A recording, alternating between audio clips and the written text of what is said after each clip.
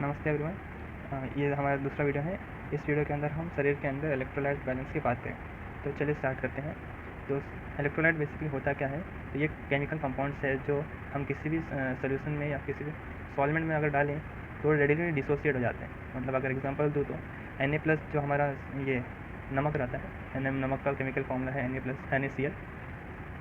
अगर हम उसे पानी में डालें तो वो डिसोसिएट हो जाएगा और बनाएगा Na+ और Cl-। इसी को एक इलेक्ट्रोलाइट कहते हैं जो रेडिली किसी सॉल्वेंट में अंदर जाकर डिसोसिएट हो जाए। अब ये इलेक्ट्रोलाइट को मेजर करते हैं तो इनके कॉन्सेंट्रेशन को हम लोग इसमें मिली इक्विवेलेंट्स में मेजर करते हैं। और इसका डेफिनेशन है weight in grams that can combine और डिस्प्लेस 1 ग्राम ऑफ हाइड्रोजन। तो वो इलेक्ट्रोलाइट का वो वेट जो 1 ग्राम हाइड्रोजन को डिस्प्लेस या कंबाइन हो सके, उसे हम 1 मिली इक्विवेलेंट इलेक्ट्रॉन का इलेक्ट्रोलाइट का कॉन्सेंट्रेशन मानते हैं। और इसका फॉर्मूला जनरली आता है एक इलेक्ट्रोलाइट इक्वल्स टू mg/लीटर into valency upon atomic weight. अब हमारे शरीर के अंदर इलेक्ट्रोलाइट कॉम्पोजिशन कैसे रहता है, तो हमारे शरीर के अंदर मेनली 2 जगह आते हैं, ECF एक्स्ट्रासेलुलर फ्लूइड या ICF इंट्रासेलुलर फ्लूइड। तो यहाँ पे इन लोग इलेक्ट्रॉन मिलते हैं और अच्छे से ये सब जगह पे डिस्ट्रीब्यूटेड रहते हैं। ठीक है, ECF हमने पहले डिस्कस किया था, मतलब वो जो सेल्स वो फ्लूइड जो सेल्स के बाहर है, जैसे ब्लड हो गया। और ICF मतलब वो फ्लूइड जो सेल्स के अंदर है। ठीक है, अब जो ये मेंटेन होता है इन दोनों का लेवल सेल्स के अंदर और बाहर, ये Na+ और K+ पम्प्स के द्वारा मेंटेन होता है। ठीक है, और दोनों में ECF में भी और ICF में भी दोनों में ही इन लोग का कॉन्सेंट्रेशन एक बराबरी का रहता है, मतलब मेंटेन रहता है। अब जो इलेक्ट्रोलाइट आते हैं वो 2 तरीके से हो सकते हैं, या तो कैटायंस हो सकते हैं या तो एनायंस हो सकते हैं। कैटायंस मतलब वो किसी भी मतलब कि केमिकल का वो पार्ट जो पॉजिटिवली चार्ज। अगर हम एग्जाम्पल लें Na+ Cl का, हम उसे पानी में डालते हैं तो हमें मिलता है Na+ और Cl-। ठीक है, तो Na+ जो वाला है उसे हम कैटायन बोलेंगे और Cl- जो है वो है एनायन। ठीक, तो अगर हम यहाँ पे एग्जांपल देखें इलेक्ट्रोलाइट, अगर हम लोग ये एक्स्ट्रासेलुलर फ्लूइड में देखें तो हमें दिखेगा कि कैटायंस का जो टोटल कॉन्सेंट्रेशन है वो 155 आता है, वैसे एनायंस का जो भी टोटल रहता है वो भी 155 आता है। तो इसकी वजह से ECF में जितने पॉजिटिव चार्ज उतनी नेगेटिव चार्ज भी है, तो वो ECF जो है वो इलेक्ट्रिकली न्यूट्रल है। सेम है इंटरसेलुलर फ्लूइड के भी, ICF के लिए भी जितने कैटायंस है टोटल उतनी ही एनायंस है। तो इंटरसेलुलर फ्लूइड भी इलेक्ट्रिकली न्यूट्रल है। और जो मेन जो एनायन है अब हमारे ECF में वो है Cl- और HCO3-। और जो ICF में मेन एनायन है वो है HPO4- या फिर प्रोटीन्स या फिर कोई ऑर्गेनिक एसिड दूसरे। ठीक है, कैटायंस की बात कर ले तो हमारे ECF में जो मेन कैटायन है वो है Na+, और जो ICF में मेन कैटायन है वो है K+। अब बात करते हैं ऑस्मोलैरिटी और ऑस्मोलैलिटी के बारे में। ऑस्मोलैरिटी क्या होता है, दोनों ही बेसिकली कॉन्सेंट्रेशन मेजर करने के तरीके हैं, खाली इसमें फ़र्क क्या है कि हम उसे किस संदर्भ में बता रहे हैं। जैसे ऑस्मोलैरिटी का डेफिनेशन है number of moles per litre of solution. तो यहाँ पे हम इसका कॉन्सेंट्रेशन जो है वो लीटर के संदर्भ में बता रहे हैं। ठीक है, और ऑस्मोलैरिटी का मतलब है number of moles per kg of salt. तो यहाँ पे जो कॉन्सेंट्रेशन है वो हम वेट के संदर्भ में बता रहे हैं। तो हमारा जो नॉर्मली हम लोग ने क्या देखा है कि नॉर्मली अगर सॉल्वेंट जो है प्योर रहे, एकदम प्योर सॉल्वेंट रहे, तो ऑस्मोलैरिटी और ऑस्मोलैलिटी दोनों ही ये सेम रहती है। लेकिन अगर हम बायोलॉजिकल फ्लूइड जो रहते हैं जैसे खून हो गया, तो ये प्योर सॉल्वेंट नहीं है, इसके अंदर अलग अलग तरीके से मॉलिक्यूल्स आते हैं, जैसे प्रोटीन्स हो गए, कार्बोहाइड्रेट्स हो गए, लिपिड्स हो गए। तो जनरली देखा गया है नॉर्मली कि ऑस्मोलैरिटी 6% ज़्यादा रहती है ऑस्मोलैरिटी से। और जो ये मशीन है जो ऑस्मोलैरिटी को नापता है उसे हम कहते हैं ऑस्मोमीटर।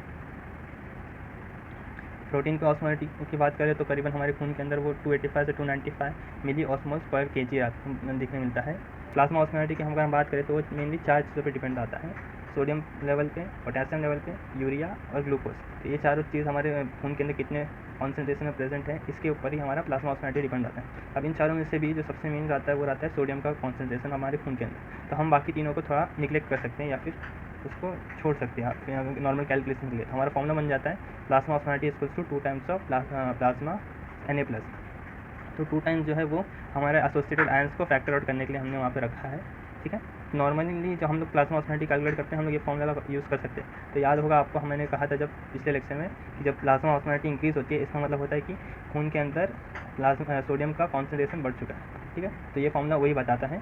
अब ये नॉर्मल जो एक सेहतमंद मनुष्य है उसके लिए ये सही है, लेकिन अगर कोई मनुष्य कोई बीमारी से पीड़ित है, जैसे कि अगर वो हाइपरप्रोटोनीमिया या फिर लिपेमिया से पीड़ित है, तो उस समय हम ये दूसरा वाला फॉर्मूला यूज़ नहीं कर सकते। तो हमें उस समय चारों तत्वों जैसे सोडियम, पोटेशियम, यूरिया और ग्लूकोज वो चारों तत्वों को मिला के जो फॉर्मूला बना है, जो पहला वाला फॉर्मूला है, उसे हमें इस्तेमाल करना होगा। Osmolarity of ECF and ICF। तो यहाँ पे जो हमने पहले देखा था ECF और ICF में दोनों में एक कैटायंस की मात्रा और आयंस की मात्रा एक ही जैसी रहती है। तो वहाँ पे कोई नेट इलेक्ट्रिकल चार्ज नहीं रहता है, ECF में भी नहीं आता है, ICF में भी नहीं रहता, ठीक है। लेकिन यहाँ पे ICF और ECF के बीच में इलेक्ट्रोलाइट और वाटर का आदान प्रदान होता है, लेकिन किसी भी नॉर्मल इंडिविजुअल में या सेहतमंद मनुष्य के अंदर वो एक पर्टिकुलर लेवल पे बना रहता है, इक्विलिब्रियम पे बना रहता है, ठीक है। तो यहाँ पे हम देख सकते हैं जो नॉर्मल ऑस्मोलैरिटी है ICF और ECF के अंदर, यहाँ पे पानी के बारे में बताया, तो जितना पानी ICF से बाहर जा रहा है उतनी पानी ECF से अंदर भी आ रहा है उसके, तो कोई ऐसा नेट मूवमेंट नहीं रहता, जितना बाहर गया उतना अंदर आ गया। कभी कभी ये इसका लेवल्स ऊपर नीचे होते हैं, लेकिन फिर बॉडी एक कुछ ना कुछ करके उसे वापस मेंटेन कर देती है और वापस पहले वाले लेवल पे आ जाती है, ठीक है। तो नॉर्मल जो मनुष्य रहता है उसके अंदर ये चलते रहता है और ये थोड़ा कम थोड़ा ज़्यादा कैसे कैसे मेंटेन बॉडी कर लेती है। ये जो आदान प्रदान का काम है, इसमें किडनी बहुत ही इंपॉर्टेंट रोल प्ले करती है। और यहाँ पे जो हार्मोन जो मेन रोल प्ले करते हैं वो है एल्डोस्टेरोन, ADH या और रेनिन एंजियोटेंसिन। अब हम एल्डोस्टेरोन की बात करें तो एल्डोस्टेरोन एक मिनरल कॉर्टिकॉइड है जो एड्रेनल कॉर्टेक्स से बनता है।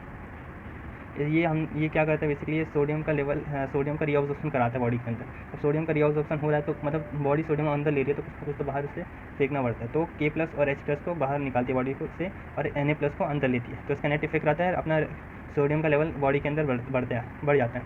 तो हमने उसे ऐसे लिखा है Na+ अगर प्लाज्मा में कम हुआ तो एल्डोस्टेरोन का उत्पादन बढ़ जाता है। अगर उसका उत्पादन बढ़ने से K+ और H+ शरीर से बाहर निकलते हैं और Na+ का रीअब्जॉर्प्शन हो जाता है रीनल ट्यूब्यूल से। दूसरा जो हार्मोन है इसमें काम में आता है वो है ADH, एंटी डायरेटिक हार्मोन। हमने पहले भी पढ़ा था। इसका काम क्या रहता है, ये वाटर के पानी के रीअब्जॉर्प्शन में हेल्प करता है। तो इसलिए अगर बढ़ता है तो पानी का रीअब्जॉर्प्शन ज़्यादा होता है।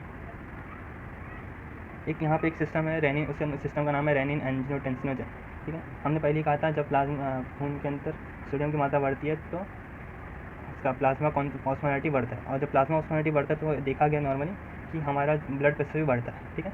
तो अगर सिमिलरली अगर सोडियम का कॉन्सेंट्रेशन ब्लड में कम हुआ तो प्लाज्मा ऑस्मोलैरिटी भी कम होती है और हमारा ब्लड प्रेशर भी कम होता है। तो एक डायरेक्ट प्रोपोर्शनल रिलेशनशिप है हमारे सोडियम लेवल और ब्लड प्रेशर के बीच में।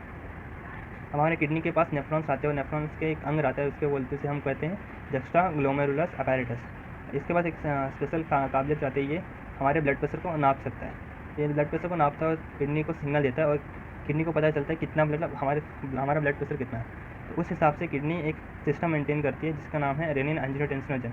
अब देखते हैं हम काम कैसे करते हैं। तो मान लीजिए आपका ब्लड प्रेशर कम हुआ है, ठीक है। ब्लड प्रेशर कम होगा, किडनी के नेफ्रॉन के जक्स्ट्राग्लोमेरुलर अपैरेटस को पता चलेगा, किडनी को सिग्नल देगा। तो किडनी क्या करता है, वो एक एंजाइम रहता है जिसका नाम है रेनिन, वो हमारे ब्लड में छोड़ता है।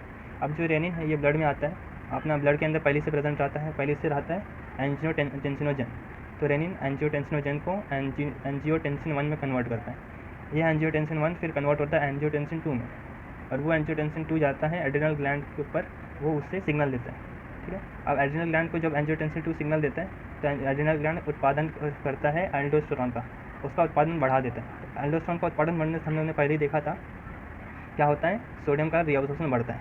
तो इसकी वजह से सोडियम का लेवल बढ़ेगा, सोडियम का लेवल बढ़ेगा अगर बॉडी के अंदर तो ब्लड प्रेशर भी बढ़ जाएगा, ठीक है। तो इसकी वजह से फिर वापस अभी पहले घटा था, अब यहाँ पे एल्डोस्टेरोन बढ़ गया है तो सोडियम का रिटेंशन बढ़ जाएगा, सोडियम का रीअब्जॉर्प्शन बढ़ा तो फिर वो ब्लड प्रेशर भी धीरे धीरे बढ़ जाएगा और इसकी वजह से फिर वापस मेंटेन होगा। अगर ज़्यादा बढ़ गया तो वापस सिग्नलिंग ये देगा तो रेनिन बंद हो जाएगा, एल्डोस्टेरोन का मात्रा कम हो जाएगा और फिर वापस बढ़ा हुआ वापस घट के नीचे आ जाएगा। तो ये लगातार चलते रहता है, कभी बढ़ता है हल्का सा तो फिर उत्पादन कम हो जाता है एल्डोस्टेरोन का, अगर घटता है तो उत्पादन बढ़ जाता है एल्डोस्टेरोन का। ये लगातार चलते रहता है हमारे शरीर के अंदर। अब एक और यहाँ पे एक तीसरा हार्मोन है जिसका नाम है एट्रियल नाट्रियूरेटिक पेप्टाइड। ये हमारे हृदय में बनता है और इसका जो काम है वो सोडियम को शरीर से बाहर निकालने का काम करता है, लेकिन इसका पूरा काम और ये काम कैसे करता है ये हमें अभी तक पता नहीं। यहाँ तक यह आज का हमारा वीडियो समाप्त हुआ। यहाँ पे अगले लेक्चर में हम वाटर डिसऑर्डर के बारे में पढ़ेंगे और पार्ट 4 में हम इलेक्ट्रोलाइट डिसऑर्डर के बारे में पढ़ेंगे। यहाँ तक सुनने के लिए आपका सबका धन्यवाद।